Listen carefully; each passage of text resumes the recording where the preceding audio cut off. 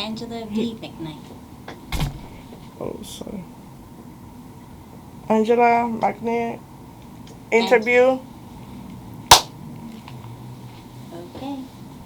I am so glad that you're here today, and I would like to ask you questions for my new book, Success is Real, so Do What You Feel.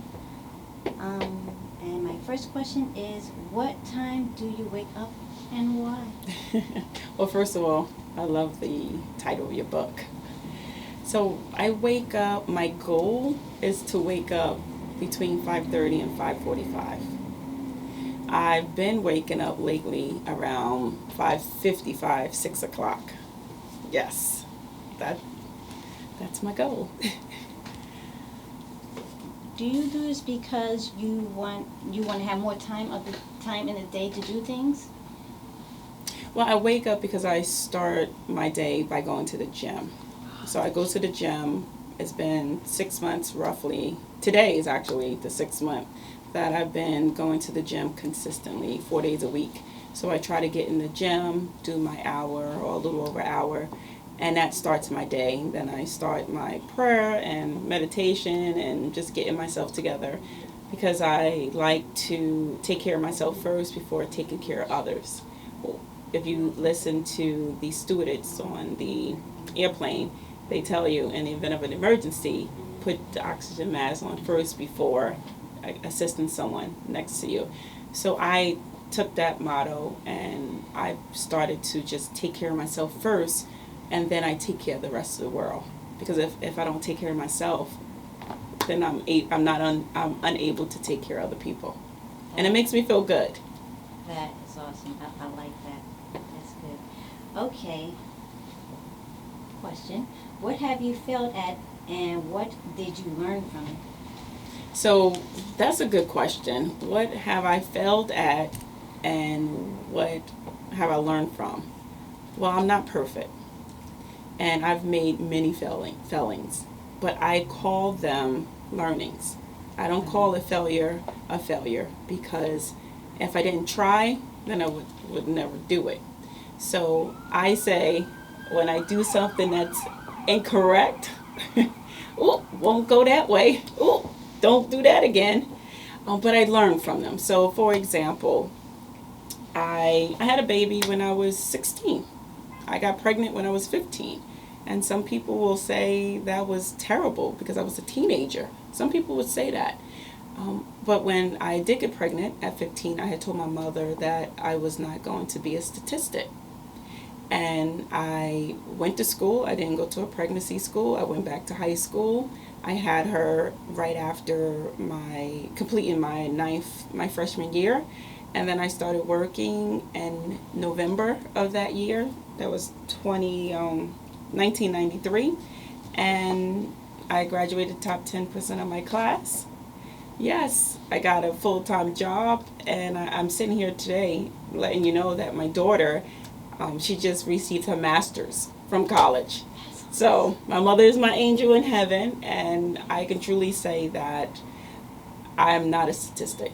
That is a blessing. That is a blessing. So I just take my learnings, and I just move forward. So I had a baby, but I did not let that stop me. Many people would have said that you failed because you were a teenager and you should not have gotten pregnant. Now what are you going to do with your life? You're going to be a failure. But look at me today. I'm a successful black woman. Yes, you are. Still striving. Yes, ma'am. Okay. What do you feel you do or have done which is innovative? Wow. What have I done that's been innovative? That's a good question. Oh, that's a good question. I have taken the knowledge that I've learned in the corporate world and applied that to the world that I am today. I have took a leap of faith back in 2010, and I left the corporate world to become an entrepreneur. I saved up some funds and I did it. So when you ask me what have I done innovative, I've used my kind heart and my caring heart to help others. It's not about me, it's about them. It's about how can I move someone else's life forward. So being an innovative is using the tools that I have that are within me. I like that answer.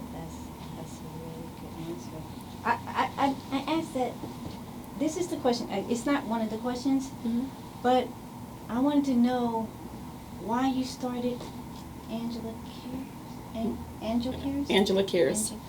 Because you're caring for older people and you're inspiring youth. So what made you think of? I'm sorry. So my mom, I helped care for my mom, and when my mom passed away, I was the main caregiver of my grandmother.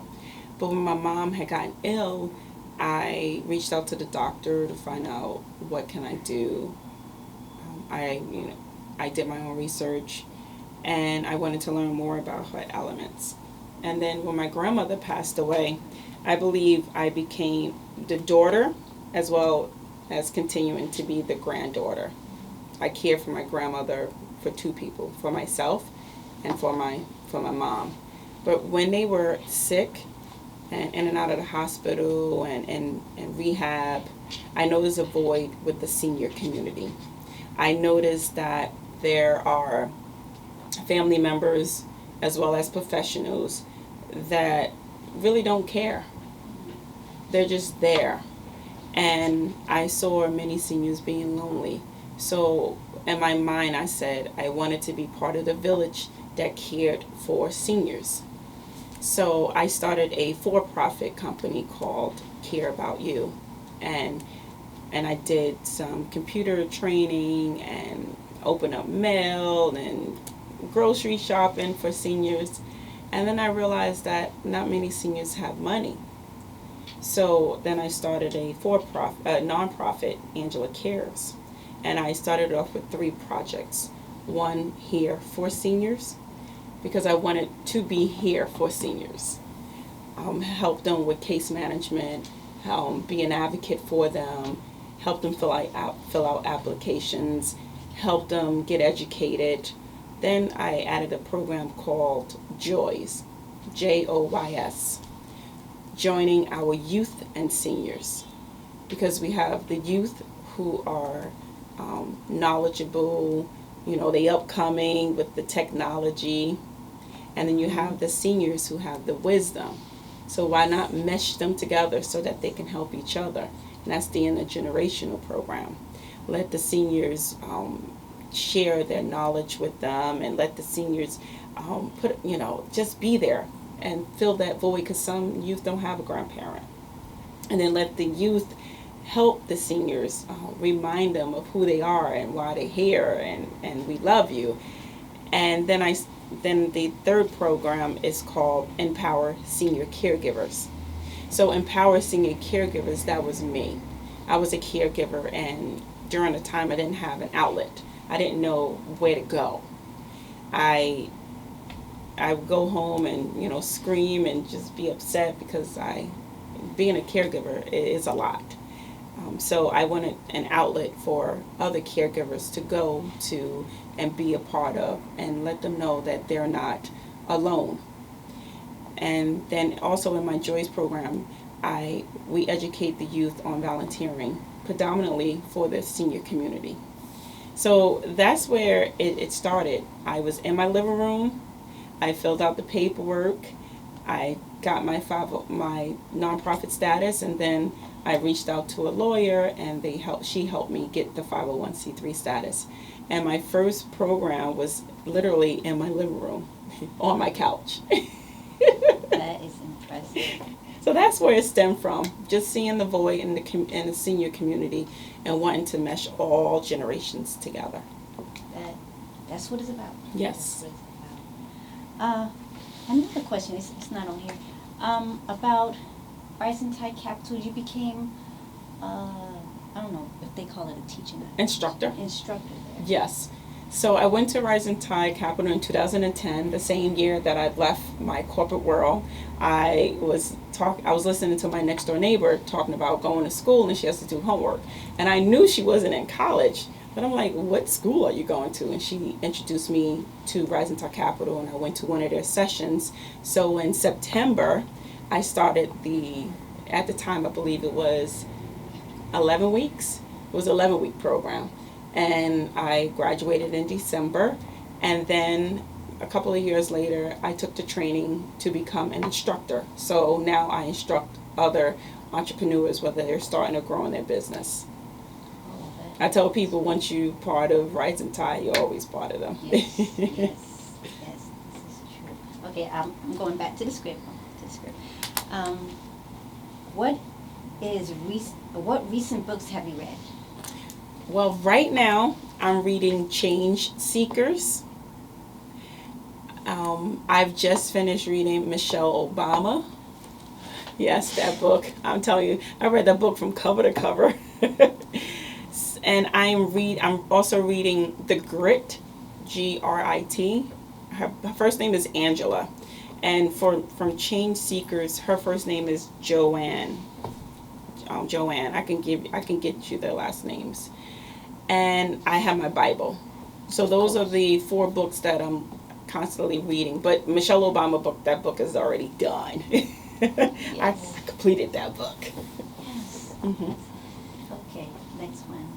When you started your business or when you campaigned, how did you go about funding it? For my business? How did I go about funding my business? Funding either one. Right. You choose. I could talk about both. Okay. My campaign as well as my company. So I used, for my business, I funded my business with my own money. So Susie Osman, she doesn't know me, but she was one of my financial gurus. And before I left my corporate world, she told me that I needed to save up 8 months of emergency fund, and I did. Now my financial guru is Tiffany, the Budgetista, Alicia. That's my financial guru now. But I saved up money and I funded my business using the money that I had. And since when I started the business, it was mainly errand services. My overhead wasn't that much. And when I started my nonprofit, my overhead still wasn't that much because I used my own home. But I started with my own funds. And for my campaign, my political office, I have to do fundraisers. So my campaign was funded by fundraisers, getting out there, asking people for money who supports me, believe in what I want to do for New Jerseyans. Okay. As well as some of my own money.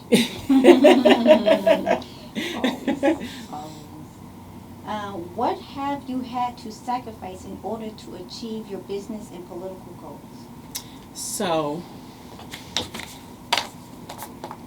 like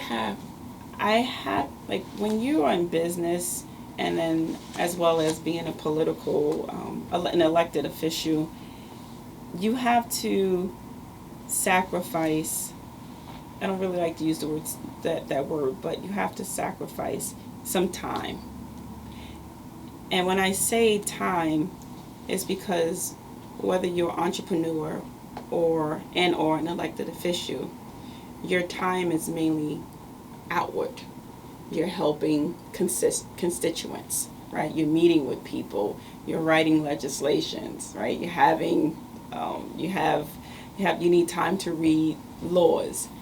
And being an entrepreneur, you're helping clients. You're seeking clients. So you have to find out, you need a balance for your time as well as like your family time. So I wouldn't say that I really sacrifice anything besides a little bit of time. Like I would love to go on vacation after vacation after vacation, but I don't have the time to do it, right? Because I'm out in the community. But what I say about my family is I have, and they have allowed me to, because they want to, have incorporated them into what I do. So in my nonprofit world, my consultant world, they're there. They help. In my political world, they're there, right? When I go to different events, they're there. So I don't say it's quantity of time, it's quality of time. So if I'm with my family for an hour, it's the time that we spent together and how we embraced each other. Versus, oh, I need to spend 2 hours with them today, when you could just be sitting in the living room doing nothing. So I do my best with that. So to answer the question, is a little recreation time. I have to sacrifice some recreation time. Okay. What inspired you to write your book, Caregiver Guide to Helping Seniors Eat Healthy? My grandmother and my mother. My mother had diabetes, and my grandmother had low kidney failure. So their diet had to change no matter what. And I helped them, and I made some recipes for them so that they could eat, especially my grandmother. And that was the inspiration that I had to write the book. So now the book is there, and it's allowing other caregivers to use this book to create healthy recipes for their loved ones, versus trying to figure out, okay, what can I do? What can they eat? So my grandmother had low kidney failure. The doctor said no salt, like no ketchup. Pasta is like, and then my mother, who had diabetes, the carbs. So they were the inspiration for me writing this book. I think it seems like in our community, diabetes and I'm sorry, what did you say? Kidney failure. Kidney failure is common. Yeah. So my grandmother, she had like high blood pressure. She took care of herself. I just believe the medications over time, right, did damage to her kidneys, and she opted not to go on dialysis. Yeah, but diabetes and it's here. It's in our culture. It's something that we're eating. Yes. Or drinking. Yes. It's something. Okay, what is something you do or have done to improve yourself?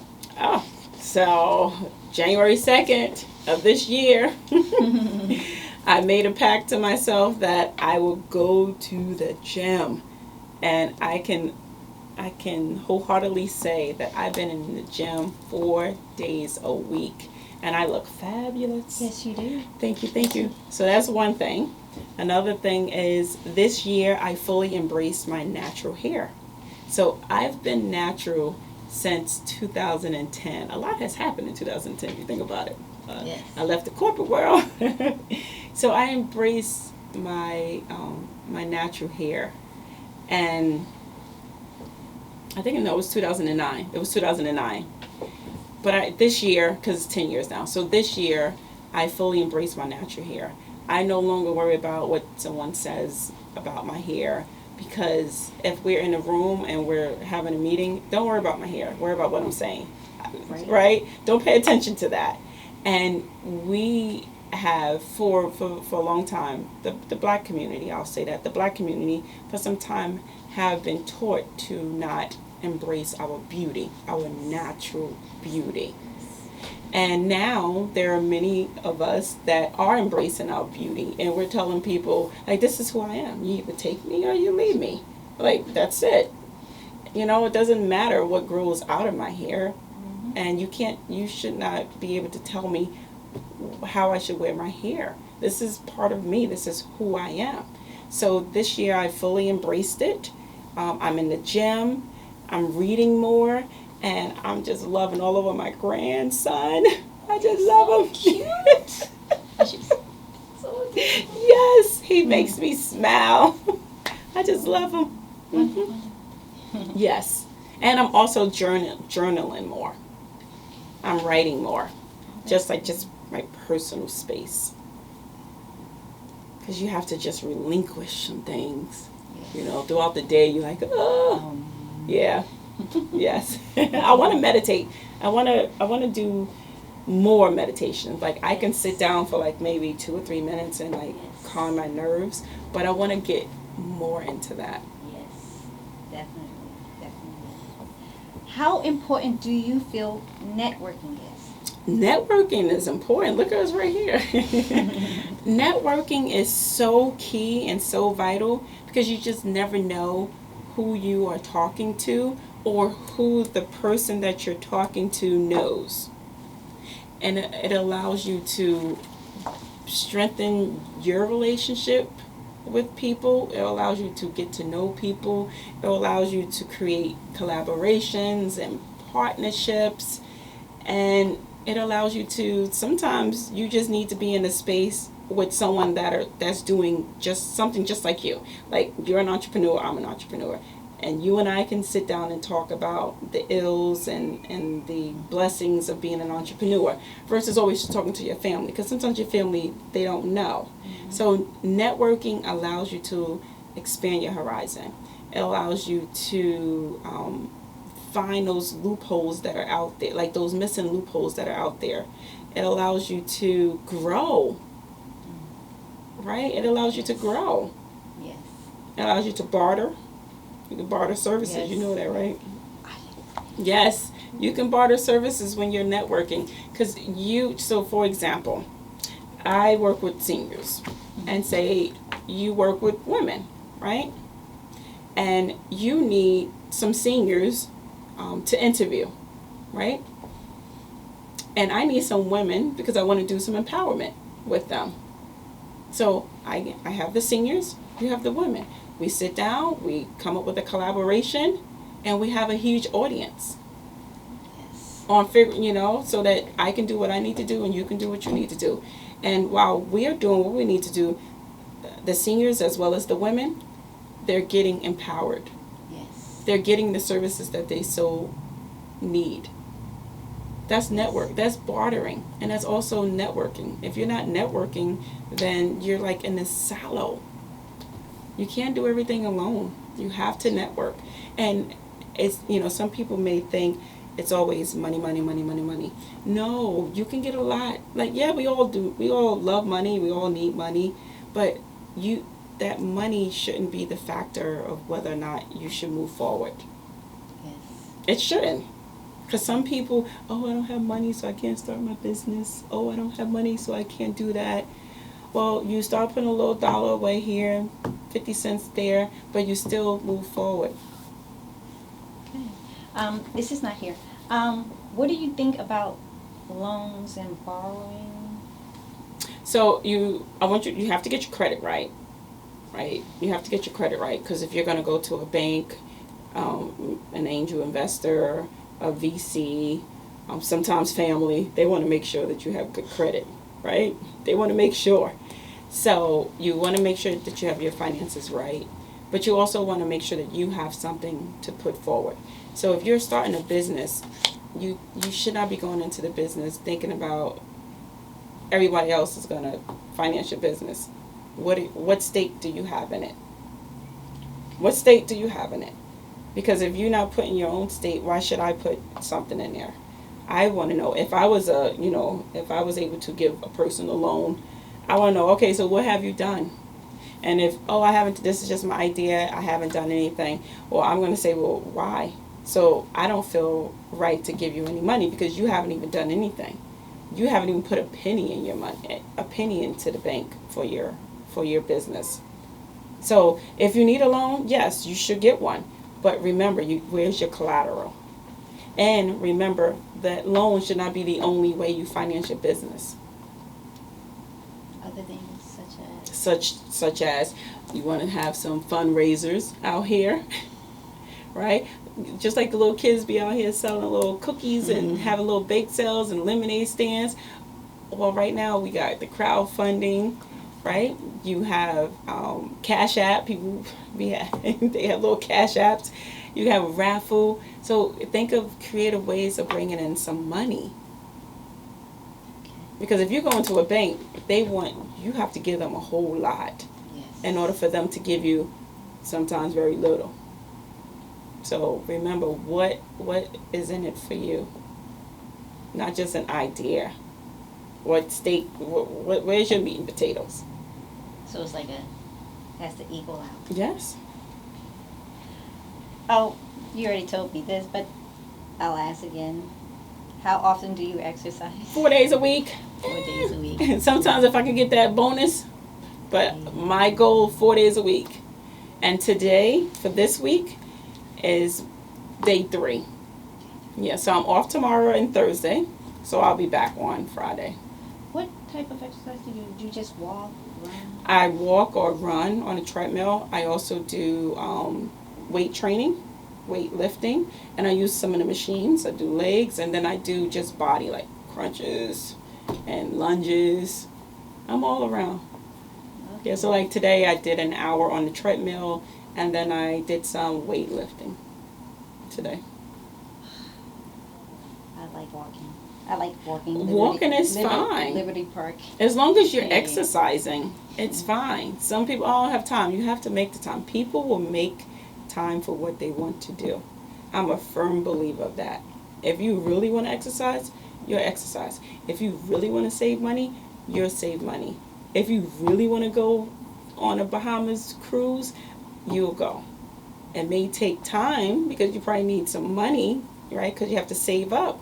But you'll take those actions and you'll put those actions into play so that you can do whatever you need to do. Okay, and you already told me this too. Do you take time out to meditate? You already said. I'm like, I could do like between 2 and 5 minutes I can do, but I want to do more. Yes. And I just have to practice that Oh, to I calm my mind. Yes, right. Be like Tina Turner, right? Yes. Oh, yes.